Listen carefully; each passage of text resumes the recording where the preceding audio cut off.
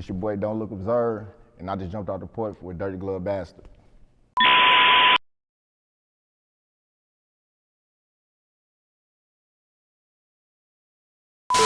All right, so we got Don't Look Observe jumping off the porch with us today. Welcome, man. Yeah, what's happening? What's your hey? Man, I'm feeling great. How you feeling today too, bro? Man, I feel good, man. You know what I'm saying? Ball out, you know what I'm saying? Yes, Video sir. out, so you know, I'm just moving, you know, moving and grooving. Nah, that's what's good. I'm telling you, man. The single's hard, man. It's really catchy, and Yeah. I see the feedback's been crazy on it too. Man, Numbers going crazy, bro. I mean, I'm getting good feedback on it. You know what I'm saying? You know, everybody want the ball. You know what I'm saying? Absolutely. It's Everybody something want the so ball. relatable, you know? Everybody want the ball. You know what I'm saying? And when I recorded it, I felt like almost an NBA player when I was doing it. You know what I'm saying? Like I felt like LeBron. You know what I'm saying? One of them boys, Curry or something. You know what I'm saying? So you know, like I said, everybody want the ball. You know what I'm saying? Period. Nah, absolutely, man. So yeah, we'll touch back on the single in a bit, man. But it looked like you got your whole team up there, at least part of the team, man. Oh, yeah, You want oh, to yeah. shout them out real quick? Oh yeah, man, this is my boy Twin right here. He handle all my street promotion. You know what I'm saying? This my boy Joey right here. He do all my business, help me with my business stuff. This my road manager. That's my personal assistant right there, my cousin Devon. Okay. So you know, everybody on this porch really play a role. I don't really believe in like friends and hanging out just with random people, just doing like, what's the point of hanging around or being around if we ain't getting money or pushing forward? You know what I'm saying? So pretty much everybody on this porch with me right there play a position. You know what I'm saying?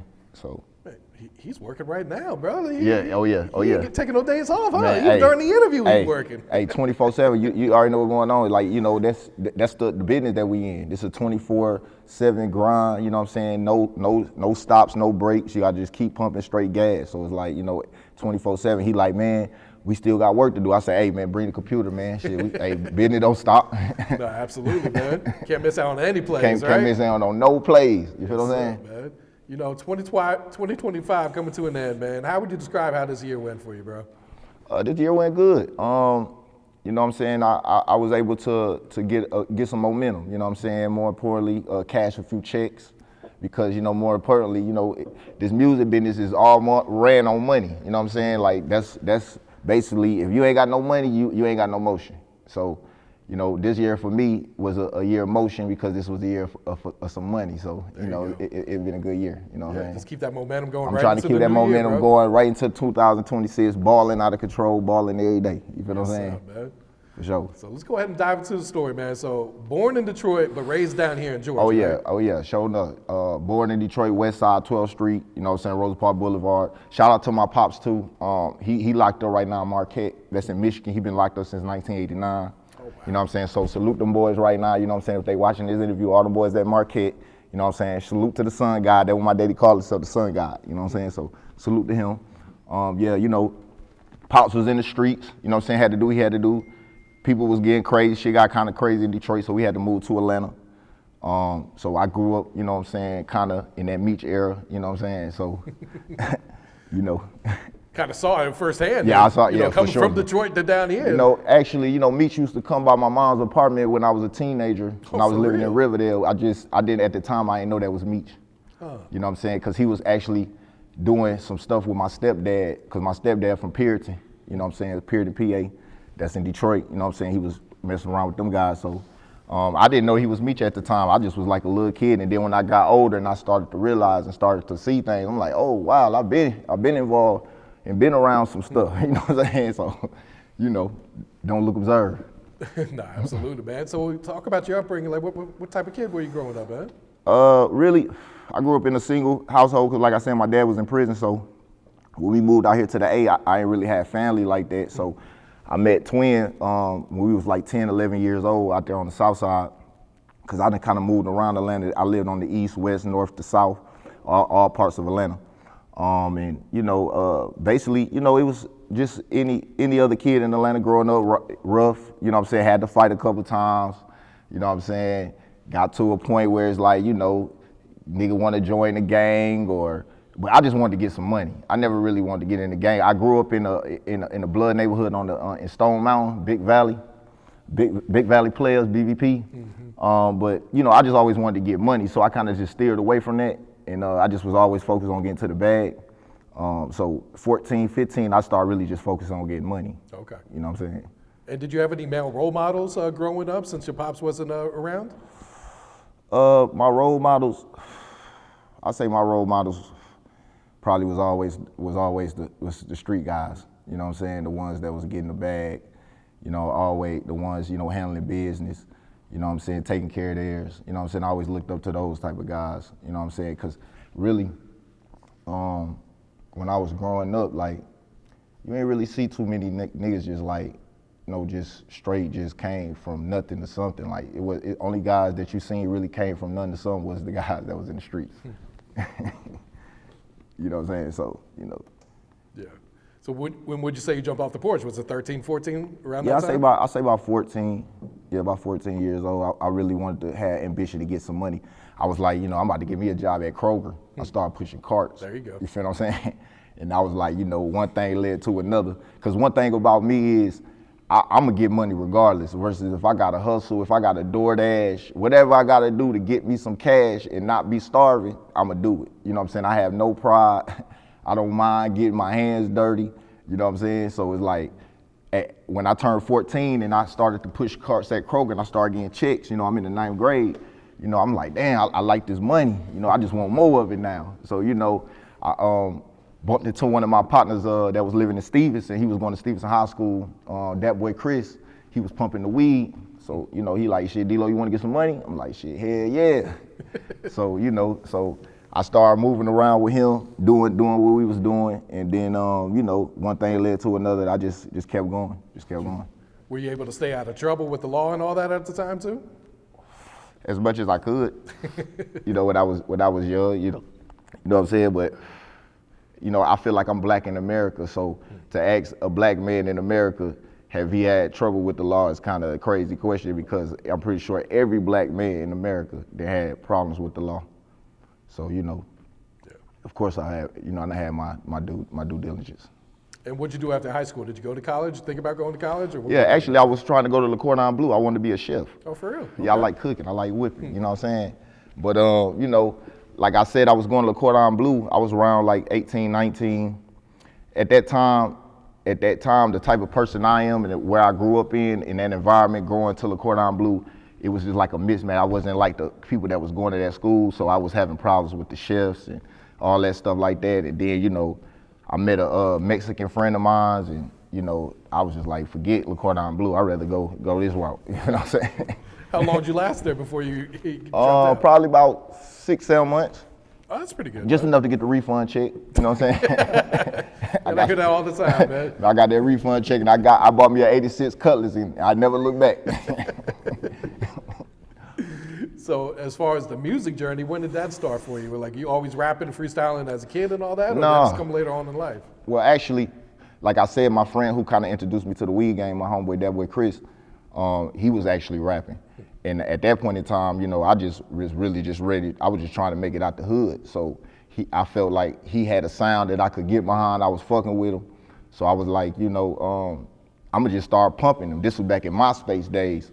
So I had bought Friend Blaster. I used to promote for him all the time, just promoting. And then I ended up meeting my partner, Pave. He had a studio in Buckhead. And he was like, man, want you and Chris come over here to the studio, let me check y'all out. I go over there, you know what I'm saying? He actually took Fawn to Chris and then gave us a key to the studio. So at this point in time, like, I'm like 19, I don't have my first kid, you know what I'm saying? I'm just going through the challenges. So, you know, I started sleeping in the studio, me, my baby mama, my son, you know what I'm saying? I'm just thugging it out, grinding. So I'm like, man, fuck it, you know what I'm saying? I'm in this bitch every night sleeping, I might well just figure it out. So I just started recording songs and then, you know, just playing with it, you know what I'm saying? And over time, it just grew to something. And then, you know, one day P came into the studio, he was like, man, this song right here, I like this, I'm gonna put Jada Kiss and Cassidy on it. And I was like, word? He was like, hell yeah. And he did. He put Jada Kiss and Cassidy on it. And at that point in time, like, I didn't really know what I was in because I was so young and not really knowing. And, you know, just one thing led to another, and now I'm here, you know what I'm saying? So it been a lot of blood, sweat, and tears, a lot of grind. I had to, you know, go through a lot, had to figure a lot with the music industry, with people in general, figuring out stuff with myself, with my life, you know what I'm saying? Just going through this art, being an artist is like a roller coaster. It's up and down, up and down, up and down. You can be having money one day, broke one day, up again, broke again, up again. So it's fun, you know what I'm saying? You gotta embrace the ride, you know? I embrace it. I embraced it a long time ago, you know what I'm saying? So like I told my boy Joey, you know, when he first signed on, cause I actually met him in East Atlanta, and he had a job 9 to 5 working in Buckhead. He meet me, he didn't even like rap. He like, man, I want to get involved with this. I'm fucking with your sound. I like this brand. I like this movement, man. What can I do? How can I be involved? I'm like, look, when you get involved now, this music business is crazy. Now you got to be 10 toes down, because it could go from nothing to something, back to nothing, back to something. You feel what I'm saying? And you got to be able to hold on. You feel what I'm saying? So, you know, but I love it though. You know what I'm saying? I love the challenge. You know what I'm saying? And you still have a strong passion for music? Is that what really kept you into this too? Because a lot of people want to give up, but they ain't got the passion. Man, the thing about it is, bro, now this is my therapy. Like when I'm mad, cause I'm a person, like I'm very emotional with it when it comes to like how I feel, because like Don't Look Observe, like that's my artist name, but that's also my movement. That's my clothing brand, cause Nike say just do it. I say Don't Look Observe. You feel what I'm saying? And Shador, I need to get Shador something. So anybody who knows Shador, reach out to me, because you one of them Don't Look Observe athletes. You know what I'm saying? That's somebody who getting overlooked, because you can miss your blessing looking. You feel what I'm saying? So you got to be an observer out here. You feel what I'm saying? And don't look, but observe. You feel what I'm saying? So for me, that's what keeps me pushing with the music. Don't look, observe, because that's like, I look at rappers nowadays as modern day, like motivational speakers. Like if we was back in the 60s or the 50s, Martin Luther King there and there, Malcolm X would be a rapper, because that's who got the power. That's who got the mic. You feel what I'm saying? It's just like nowadays, we're not walking around in suits, or we're not pushing that it here, but we still got that same power. So what do you do when that mic is in your hand? And when the mic is in my hand, I want to tell a person, don't look, observe. You feel what I'm saying? Always play close detail, and never judge a book by its cover, and never miss your blessing looking, because you can get a blessing from the lowest person on this earth. They could bless you with something, but you will miss it if you're looking at them and not observing. You know what I'm saying? So that's just my mission. That really will keep me going. And I just, just keep, I'm at the point where I'm so sold with it, not all that it's like, I'm a firm believer in God, and I feel like that's God's message right there. Because, the people that follow me, I call us the observers. Everybody that rock my brand, we are the observers, because in this world, I feel like you only got 2 types of people. You got lookers and you got observers. And you got to ask yourself, which one are you? You know what I'm saying? Because and people might argue and be like, oh, well, looking and observing is the same. It's not the same. It's 2 different words, 2 different meanings. If you go to the dictionary right now and look up the words, 2 different meanings. You feel what I'm saying? So, like I said, life boiled down to what? You looking or you observing? Point blank, period. And how'd you come up with it? Did you feel like you were being misunderstood at the time? No, actually God, man. How I actually, man, came up with this, bro. A homeless dude, bro. I was in Buckhead, man, leaving the studio, man, about 10 deep. You know what I'm saying? God hit my heart. God say, go to the Waffle House right there on Sydney Marcus. It's about 2 a.m. Club, fresh out the club, about Friday, Saturday night. So me and my homeboy P, he like, man, D-Lo, I ain't gonna let you go to the Waffle House by yourself this time of night. Just drop me off, and then I'm gonna get my girl to come take me home. Boom. So at that time, I lived across the street at Lindbergh. So we walking into the Waffle House, me and him, a homeless man sitting outside. He like, hey, bro, can I get a burger? I'm like, man, hell no, fuck that, nigga. Come get a whole meal, nigga. You know what I'm saying? Come in, you good. So as we push up in there, you know what I'm saying? The club is let out, so it's kind of packed in there a little bit. So, everybody looking at him. You know what I'm saying? They, looking, how he looking, how we look, people was judging. But I'm just seeing the human. So as I go wash my hands and come back, he tell me, he like, man, look, you right on time. He knew my government name, got to talking to me and my partner. He say, hey, man, you don't just look at the world, you observe the world. And I said, what? He said, man, everything that God, all the tests that God gave you tonight, you passed with flying colors. And he started to tell me so many things about my life, my baby mom, my mom, and so much about my life that he was like, look, you are don't look, observe, brother. And God got a plan for you. And once you get there, all God got is one job for you. I was like, what that job? He's like, he just want you to tell people that he real. He said, can you do that? I said, yeah, I can do that. He said, and that's it. That's all you got to do. And from that moment, I swear to God on my 4 kids right now, ever since that moment, my life has changed. Like before that, I never had don'tlookobserve.com. I didn't have people rocking my clothes. I didn't have people rocking my music all across. Like now, from that moment, I swear to God, bro, from that moment on, now my life has completely changed to where now I'm so sold on God that I can't even get off of it. Like, cause he done showed me, like, in a subnatural thing, like, I'm real. You feel what I'm saying? Because there's no way in hell that this homeless man knew everything that he knew about me at that time, to say what he said to me, to give me what he gave me. And like I said, if I was looking, I would have missed my blessing. But I observed him and gave him a chance and seen deeper than what I was seeing. Mm-hmm. You feel what I'm saying? So it get deep, bro. You know what I'm saying? How long ago was that you had this encounter with him? That was over 10 years ago. Oh, really? Yeah. Oh, wow. That was over 10 years ago. Yep. And my life has changed so much since then. And what was the artist name you were going by before then? Well, my real name is D'Angelo. And people called me that, D-Lo for short. Okay. So you're just going by D-Lo? No, I was going by D-Lo. But see, when you go to YouTube or go to Google right now and you type in D-Lo, 1,000 niggas gonna come up. You know what I'm saying? You know what I'm saying? 1,000 niggas. So I was having problems because I was going to do show. I had a record with Zaytoven that was catching traction. People was going to look me up, but they was searching D-Lo and couldn't find me. They were like, man, I went to search D-Lo, man, but a nigga from LA came up. You know what I'm saying? I'm like, no, that ain't me.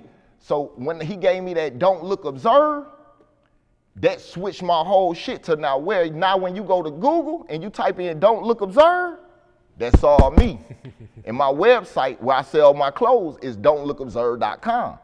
So it's like from that situation to now, he gave me God gave it to me. But you gotta be an observer to see that, because everybody ain't gonna see that. Me and you right now go to an art show. Me and you might see a painting. We might see two different things. You feel what I'm saying? You know what I'm saying? So it's like that's how the world goes. It's like for me, I break everything down to tools like that. Like that's how I keep myself from bullshit, because the world is a lot of bullshit out here. You feel what I'm saying? But how do you distinguish that? I distinguish that from this, left or right, positive, negative, heaven or hell. It's only tools. Everything based in tools. And when I look at you, Hayes, I judge you like this. I don't judge you by color, none of that. I look at you simply as this. Is he good or is he bad? You feel what I'm saying? And that's how I get myself out of bullshit. Because once I see a nigga bad, I know to move around. If I feel like a nigga good, I'ma fuck with you. You feel what I'm saying? It's not that hard. It's just like this. I look at niggas like this. Every nigga on this porch, I look at a nigga like this. Do a nigga want it or he don't? And that's the only option. See, a lot of niggas like to make excuses. You feel what I'm saying? I don't like to make excuses. I just look at the realization of it, left or right. You feel what I'm saying? Because everybody got a choice. Everybody has a choice. And see, in today's time, people don't like to really talk. Like the truth is a pressure pressure gonna do two things, hey. It's gonna either bust a pipe or it's gonna make a diamond. Feel what I'm saying? And the truth is a pressure, right? That if you tell somebody, you tell a nigga right now, talk to a nigga who just say a nigga smell bad or something. You tell a nigga some real shit like, hey bro, you smell bad. A nigga gonna do two things in that time. Either he gonna let it bust a pipe, where he gonna be like, nigga, what you talking about? Nigga, you tripping. Nigga, I don't smell, nigga, I smell good. Nigga, you hold on. Or he gonna let it turn him into a diamond. He gonna take what you're telling him and say, damn, bro, I stink. Well, shit, maybe I need to tighten up. Let me get in the shower, goddamn tighten up. You know what I'm saying? And that's just the bottom line. So I look at everything like that, and it's just that simple. You feel what I'm saying? So, like, when niggas come around me complaining about this, no money, this, I'm saying, nigga, everybody got a choice, brother. You feel what I'm saying? Either you gonna go get it or you not. Period. There's no in between. So I'm saying, so leave those excuses for your mama and your daddy. Real shit, man. You feel what I'm saying? And how long have you had the clothing brand now, too? I had the clothing brand, I say about 8 years, where it been going and like where people really understanding the message. And I got a lot more to go with it because, you know, it's a world full of lookers out here. Like, so it's like, it's very few observers, so everybody don't get it. You feel what I'm saying? So it's like, you know, I got a lot more work to do, you know what I'm saying? Because, like, you know what? Talk about how, like, you used to push the shit by yourself out the back of your trunk, you know, with the clothes, and now you got the formal fucking website and production on the way, you know? Yeah, you know, it's just, you know, I had to get out the mud, bro. You know what I'm saying? You know what I'm saying? It's like, well, like I said, it's fun for me. You know what I'm saying? Because, like I said, it's a message that's being spread here. It's something that needs to be heard. Don't look, observe. Like, you know what I'm saying? Because at the end of the day, like I said, the world breaks down to wolves and sheep, lookers and observers, positive, negatives, you know what I'm saying? Angels and demons. You feel what I'm saying? And if you a fool to not understand that or not to look that or see that, you know what I'm saying? If you're not under, like, a person would talk about the good side, if you're talking about the good side, you got to understand it's just a bad side. And if you're not in realization to understand that everybody out here ain't good, then you're a fool. I have enough sense to be able to I want to be able to see the devil. You know what I'm saying? The devil don't scare me. You know what I'm saying? I want to be able to see the devil. Because then now, like my daddy tell me, once you face to face with the devil, you know how to deal with him accordingly. You feel what I'm saying? So most people will shy away from that, but I'm not going to shy away from it. I want to know who you are. So now I know how to deal with you, because then if I know who you are, I can't be fooled. Feel what I'm saying? I'm not naive. Do that make sense? Mm-hmm. Huh? So that makes me an observer. You know what I'm saying? You know, it's hard for an observer because you see so much that a person sometimes is almost like, you know, light can go into darkness, but dark can't go into light. You know what I'm saying? You know what I'm saying? So this is Joseph Houston, all right? And he helps me a lot from aspects of, like, getting me out of jail, you know what I'm saying? Helping me with business credit, helping me learn things of business that I didn't have a knowledge of, right? And then in that, me and him come from two different worlds, you know what I'm saying? But our worlds kind of meet, you know what I'm saying? Because it's certain aspects of, like, where we've been in certain situations where a person has been looking at him but not observing. You know what I'm saying? And there's been in situations where I've been in situations around him where someone was looking at me and not observing. You know, and a lot of those times what he's saying is, like, when we go to the restaurant out to eat, every time that we go out to eat in today's society, they always give him the check all the time.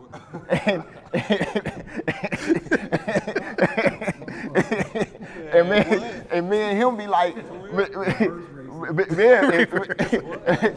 so every time me and Joey be like, damn, like, why the fuck do they do that? But it's subconsciously that shows you kind of a racism, because it's subconsciously the person kind of saying that. It's like anytime, like, they see a white or a black man together, instantly the check going to the white man because the black nigga can't afford it. You feel what I'm saying?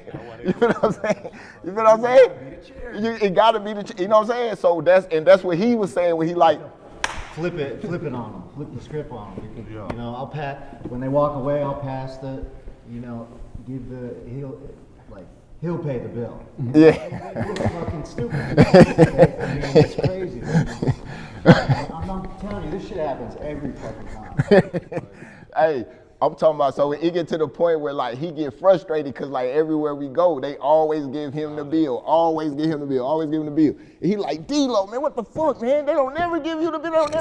He like, why is that, man? I said, bro, don't look, observe, brother. They looking, not observing, because I'm the one who got the money. You feel what I'm saying? That's a don't look, observe moment. Like, people don't realize, like, everybody's got fucking money out here. It don't matter what you look like.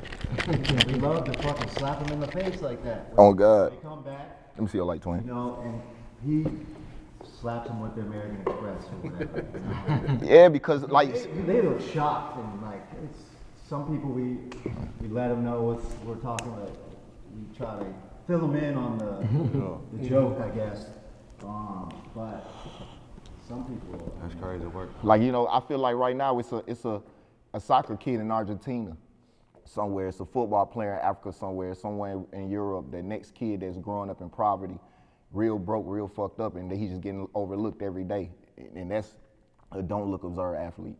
You know what I'm saying? Because that's my next wave of, my next motion is getting to the sports world. Don't look, observe athletics. You feel what I'm saying? Where I can get sponsored me some athletes, the ones that's been overlooked, the ones that people said one gonna do this, one gonna do that, and then they turn up and turn to be the man. That's why I said Shedeur Sanders, I want to get him some of my clothes. So if you watching this interview, get in contact with me and my peoples, and I got some free clothes for you, bro, because I want you rocking that don't look, observe, you know what I'm saying, when you're on the press conference, you know what I'm saying? Yeah, and this ties in perfectly with the single ball too, man. Man, dog, that's what I'm saying. It's once a person really understand like how I'm coming and where I'm coming from, they gonna be like, oh, okay, this is what D-Lo was ahead of his time. You know what I'm saying? So that's just what it is. So it's like, you know, we balling. You know what I'm saying? On all aspects. You know what I'm saying? So that's what it is. And talk about the music video. Looked like you had a lot of fun shooting this, man. Man, I had a lot of fun, man. Salute DJ Cutthroat. I love my plug. Molly Casting, Lodi Films. Everybody that was three. Everybody that helped me put that video together. It was a good, fun video. Basically, me and Cutthroat was talking, and he was like, man, you know what, D-Lo? Because he's like, man, we should do the above the rim, bro. Let's do the above the rim throw. So we got a graphic designer, Camille. She do artwork. You know what I'm saying? Art by Camille. She did the jerseys for me. She redone the above the rim jerseys. You know what I'm saying? And you know what I'm saying? It was fun. My son came out. You know what I'm saying? He the little kid in there, the little boy. You know what I'm saying? He did his little thing in there, and like I said, getting a great response. You know what I'm saying? You know what I'm saying? Yeah, my daughter was in there. You know what I'm saying? It was a good long. Man, the shoot was all day, and I was surprised. I was like, man, that thing was all day. I was so tired at the end of the shoot, dog. I ain't gonna lie, crazy. Paid off though, man. Like you said, the feedback's been crazy on this one, man. Feedback been crazy, man. People been hitting me like, they're like, man, that song is very catchy, man. It just made me want to get money, man. It made me want to go to the mall. It made me want to do that. I say, that's what it's supposed to make you want to do. Make you want to ball, you know what I'm saying? So bring your Christmas in this year balling. Don't look, observe, ball on all platforms, you know what I'm saying? And there's a new project in the works, right? Fuck Being Broke? Yeah, I'm working on my project, Fuck Being Broke. That's just like a movement, just a feeling, like, you know what I'm saying, fuck being broke, you know what I'm saying? I'm tired of, I don't want to be broke, I want to ball, you know what I'm saying? I want everything that money can buy, you know what I'm saying? Because I feel like money is an illusion, it's a facade, it's not real, just like credit not real. So in my mind, I live in my mind, you know what I'm saying? I'm a big on manifesting things, you know what I'm saying? Because I feel like that's what this world about, is about energy, you know what I'm saying? And money sometimes could be an energy, you know what I'm saying? If you sit long enough in the corner somewhere, dark corner, and you pray enough for what you want, God will give it to you. And I believe that. But you have to be an observer to believe that. Yep. You know what I'm saying?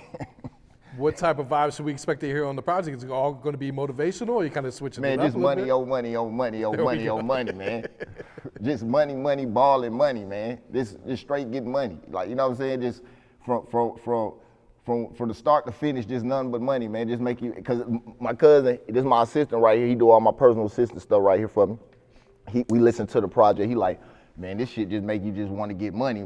This all it made me feel like, just getting money. I said, that's what it's supposed to do. Fuck being broke. You feel what I'm saying? Again, something everyone should be able to relate to, man. One thing about it, one thing about my brand, me as a rapper, I feel like I got something that everybody can relate to. It's not about race over here. Like I said, I look at people, I judge by tools. You know what I'm saying? Either you good or you bad. You know what I'm saying? Either you going left or you going right. You feel what I'm saying? Either you getting up or you laying down. You feel what I'm saying?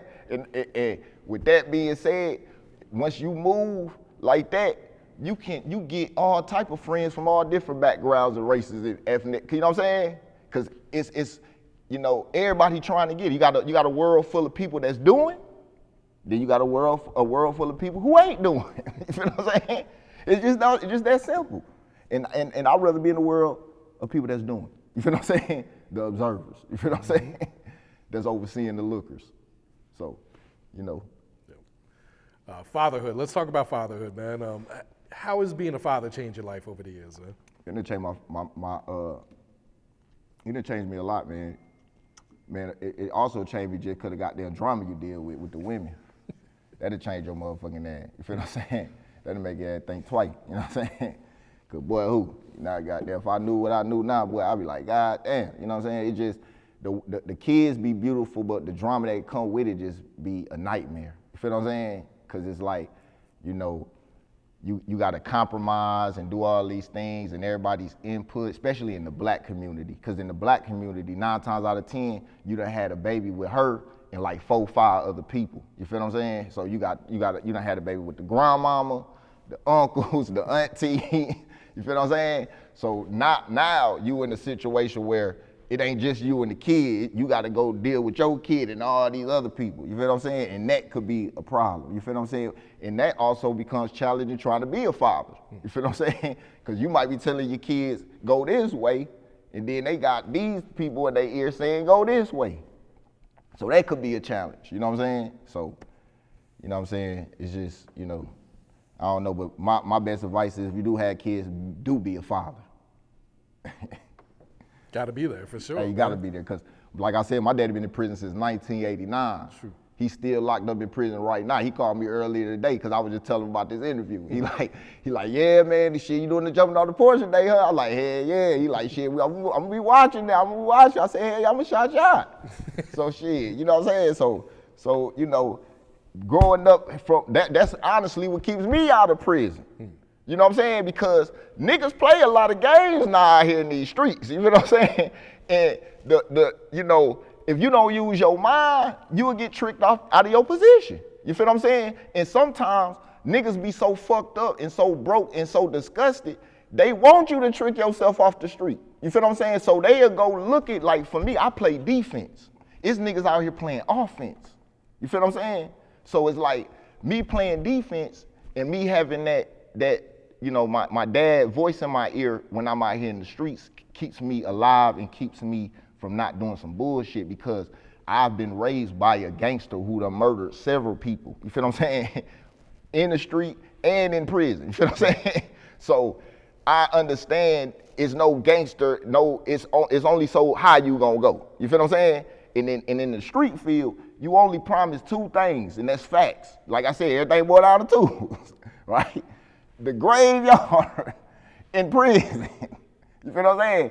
And me, I'm too playing for that.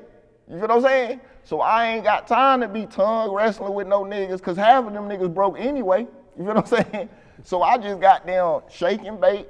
You know what I'm saying? I'm Jameer Gibbs out here. You feel what I'm saying? I'm shaking and baking these niggas because you gotta understand life is full of traps, and these niggas be so miserable and broke, they try to set traps for you. You know what I'm saying? To fuck you up.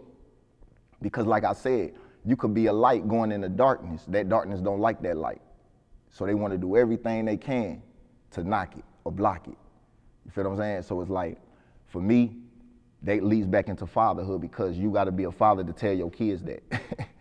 You know what I'm saying? Because if you tell your kids that, see, for me, my dad, what I used to look at as was a bad thing, ultimately as I got older, turned out a good thing because when I was young and my daddy wasn't in my life, I used to be like, damn, when I see my homeboys picking they daddies picking them up, taking them places, doing shit with them, I'm like, damn, I don't have that. I used to feel real bad. But now as I done got out in my adult life, just being able to talk to my dad on the phone and spend that time, that conversation, I could tell him, hey, these niggas playing like this going on. He tell me his advice from how he's a real gangster, you feel what I'm saying, who been in prison 36 years, you feel what I'm saying? So it's like, I listen to him, it's like a chess move, you feel what I'm saying? Because it's like, you know, he done seen a lot, he done been through a lot, you know what I'm saying? So it's like, a father is definitely needed in the kid's life from all aspects. I don't give a fuck if you locked up in prison, you feel what I'm saying? You still needed in that kid's life, point blank period. So, you know, that's major. Nah, absolutely, man. Yeah. So looking ahead, 2026, what's some plans, what's some goals we got set for the new year, bro? Man, just get money. You feel what I'm saying? I really wanted to pull up here with my attorney right now. You know what I'm saying? That's just how much money I'm on. You feel what I'm saying? But he couldn't be here right now. You know what I'm saying? But Bert, I'm gonna holler at you. You know what I'm saying? I'm be in contact with you. You feel what I'm saying? So, you know what I'm saying? I just want to get to that bread, bro.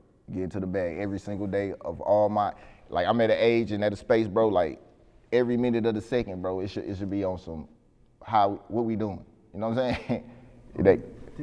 Now's the time to have fun. We've been like pushing for the past couple years and grinding. Shit has been a whirlwind. And it's like 2026 is looking like our year. But the work is the fun. Yeah, I mean, It's time for that hard work to pay off. Yep. But it's just the outlook should look bright. You know. For surely. Go ahead and plug your social media so everyone knows where to tap in with you. And before that, go I ahead. just want to tell you, Hayes, to appreciate you, man, for being solid, creating a platform for artists in this industry, because this industry is full of thieves and unhonorable men. You know what I'm saying? So I just want to appreciate you for keeping your word, being a man of your word, and creating a platform for independent artists to come through here that can touch the world. You know what I'm saying? Because everybody, you had created a space in Atlanta where like people know like you got to come to do a jumping off the porch interview. You know what I'm saying?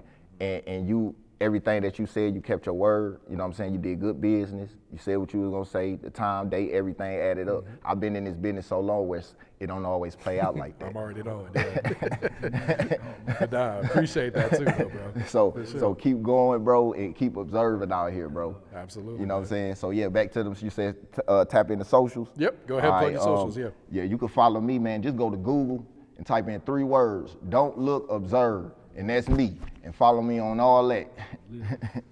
Talk to a plug. Plug in Nation, 2026, coming soon. Don't look observed. Don't look observed. Anybody else go say their Instagram? See, that's just how business we are. You see what I'm saying? they ain't even care about their Instagram. Don't look reserved. That's the main focus. That's it. There it is. We got some new pieces dropping, or what's on the website right now? Yeah, right now I'm getting my fall and winter collection and stuff still together right now. Okay. But my main focus really just been promoting the single and promoting everything, getting all that together, and just getting more awareness on the site and on the brand more. Because right now, I'm pretty sure if you in Atlanta or they done seen the D-Lo logos or, they all around the city, but, I just got to get it to where, people can put the fashion with the music with the fashion, and you know what I'm saying? And then we could go to the next level, you know what I'm saying? So it's a one step at a time, you know what I'm saying? But you got it. Oh, yeah. You know what I'm saying? You done blessed me, bro. Yeah. Yep. All right, D, any shout outs you want to give before we wrap it up, get you out of here, bro? I just want to give a big shout out to God, the man above, for even giving me this opportunity to even spread my voice right now on this platform. Salute my kids, salute my daddy, like I said, Marquette Prison, salute Detroit, salute Stone Mountain. Everybody in the city, everybody in the A, because you know what I'm saying, I done lived in East, the West, North, the South. So I didn't there feel like I'm from every part of Atlanta, you know what I'm saying? So you already know what time it is, man, and salute Hayes and jumping off the porch. You already know.